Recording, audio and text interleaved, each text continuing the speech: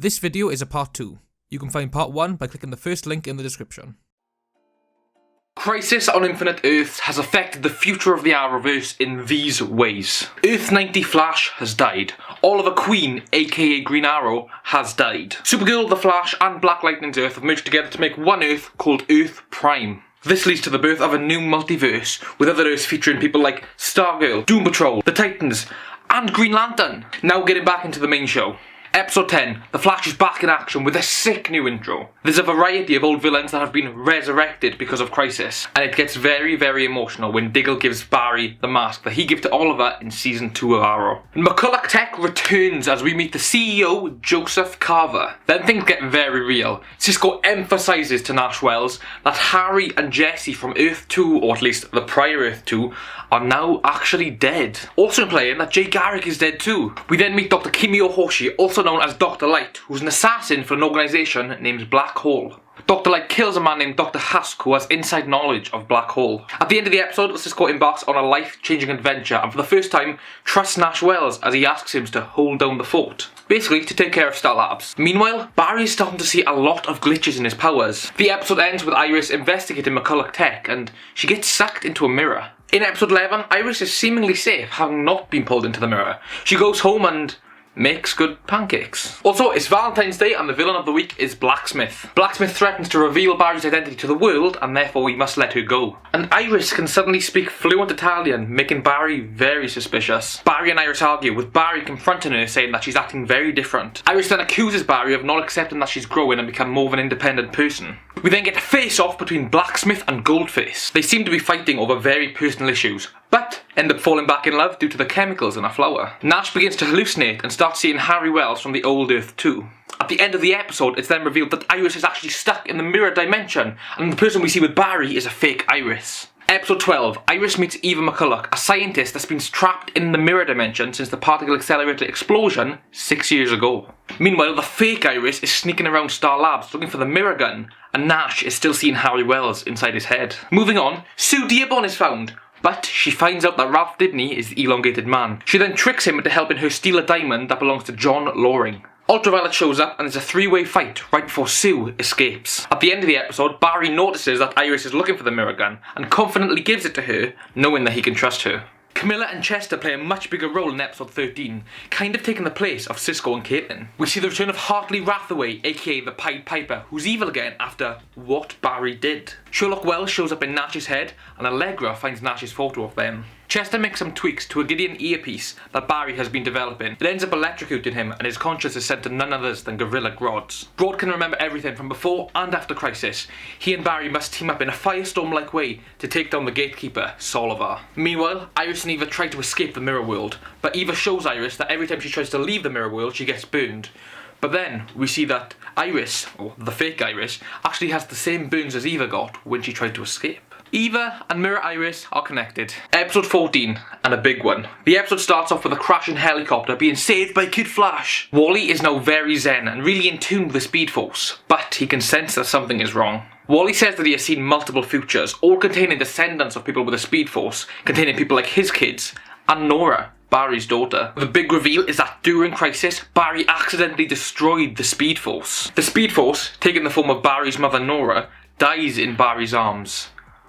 That was hard to watch. In this episode we get the return of Cisco, but he's almost killed by Nash, whose mind has been taken over by Eobard Thawne. He fails and gets locked in a power dampening cell. Team Flash start developing a way to create a new artificial Speed Force, and Iris uses the mirror gun on Camilla. We also have Cisco giving the first ever name drop of Atlantis. Episode 15, Eva is assigning tasks to the fake Iris and Camilla to get information from Star Labs. Barry finds out that his speed gets drained every time he uses it or every time his heart rate goes up. He then gets a watch that tracks the use of his Speed Force. We then get a flashback to 8 years ago on Earth 719. We meet Allegra's doppelganger, Maya, who was a homeless child that actually pretty much got adopted by Nash. We also meet another black hole assassin called Sunshine. In this episode we also get Barry trying to use Velocity X to fix his powers, but it doesn't work. At the end of the episode we found out that Maya died whilst on an adventure with Nash. That's why Nash is so protective over Allegra. In episode 16, Barry wants to use Nora's notebook to help develop a new Speed Force. Meanwhile, Joseph Carver has hired Ragdoll to kill Joe West. Joe was almost killed multiple times, including one time where he gets shot at 3 times. Barry tries to catch these bullets but can only catch 2 due to the weakness in his speed force. Joe gets shot in the shoulder. Joseph Carver knows that Joe West is onto him. Joe even had a recording of his confession to everything he's done, but he wiped the phone with some, I don't know, piece of technology. Joseph Carver knows what could happen if he gets caught, so he kidnaps Cecile and places her on a weight-pressured bomb chair. Yeah, that's right, isn't it? Weight-pressured bomb chair, explosive chair. Yeah, you get what I mean. Joe switches places with Cecile and sacrifices his own life, but luckily he's able to disarm the bomb. Because there were so many close calls in this episode, Joe was forced to go into witness protection. Barry knew about this, but Iris didn't, and therefore they have a massive argument of the fact that Barry didn't call Iris straight away. It gets very, very intense, and fake Iris kicks Barry out. Episode 17. Barry, Cisco and Nash are trying their hardest to create a new artificial speed force. Cecile tries to get Barry to speak to Iris, but Barry's adamant that there's something wrong with Iris. Ralph and Cisco go to see Frost at her home, but instead they find Caitlin, but still extremely cold. And Ramsey Rosso is back, since blood work is the last step in Eva McCulloch's plan. Mira Camilla kills herself in order to free Ramsey. Barry tries to expose Mira Iris by shooting her with a mirror gun, but it backfires and it's actually just made out to look like Barry is the imposter, when in fact it was just because Iris got a mirror gun from the mirror world. Shoot anyone from the real world, it'd make it look like they're from the mirror world. Barry battles with Mirror Iris in this epic scene, and then Mirror Iris eventually sacrifices herself in Iris's honour. Barry and Iris share this really emotional scene as they spiritually talk to each other on each side of a mirror. In episode 18, Team Flash discuss how they're going to save Iris and Camilla. Godspeed shows up, the real Godspeed, and starts harvesting off Barry's speed. The Pied Piper shows up again, and we find out that what Barry did was actually the fact that Pied Piper's boyfriend got injured when their powers collided. Eventually they team up, and Barry and Hartley cross streams, pretty cool Ghostbusters reference, in order to take down Godspeed. Godspeed starts bleeding blue blood, but we find out it's actually charged sound, which will help Team Flash in creating an artificial speed force. We also get another name drop of Atlantis, suggesting that that is the final piece of the mirror puzzle. Episode 19, the impromptu series finale. Eva has escaped the mirror world and has a new suit that keeps her stable. This is the true birth of Mirror Master. Caitlin's mother shows up to help Frost.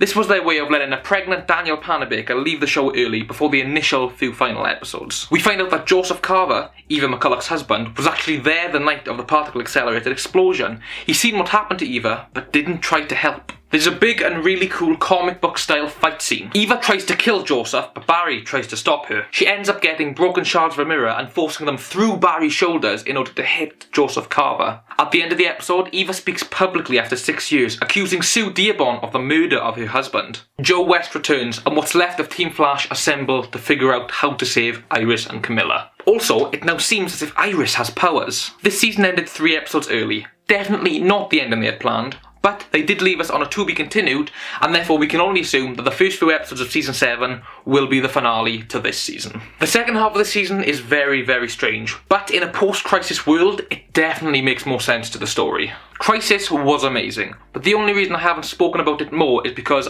to me, it feels more like a 5-part mini-series as opposed to something a part of this season. And I really didn't want to have to compare the beauty of this season to what Crisis did, because that was 5 episodes from different shows, not 5 episodes from this season. My favourite episode in this half season is, without a doubt, episode 17. The conflict between Barry and Iris is extreme, but their love is too strong for Barry to just be able to let her go. Barry eventually finds out the truth and puts them through this extremely emotional journey, which only results in their relationship getting even stronger. No, in fact, forget that.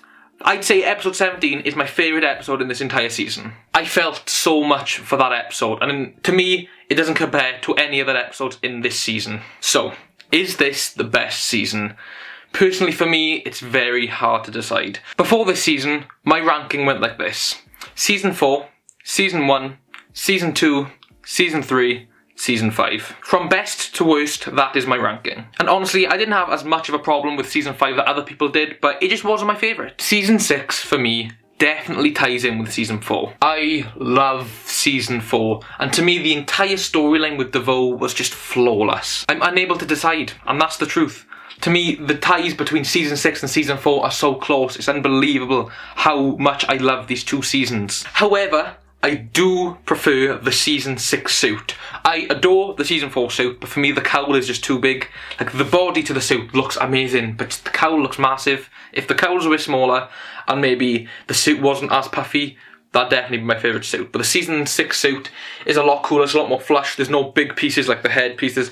It's all kind of compact. It's nice and fitted to Barry Allen. It's nice and fitted to Grant Gustin. It just looks fantastic. So yeah, I'm torn between Season 4 and Season 6 as the best season, but I do prefer the Season 6 suit, so take that as you will. Thank you guys so much for watching this video. I was recently on the We Talk podcast with Golden Arrow Media. I will leave a link to that in the description. It's a lot of fun. We talked about filmmaking and lots of cool comic book movie stuff. We are also so close to 2,000 subscribers, so if any of you could help us get to that milestone, you have no idea how appreciative we will be. So again, thank you guys so much for watching. Remember, we post videos every Wednesday and Saturday at 6:30 PM GMT. Hope you enjoyed, and I'll see you later. Goodbye.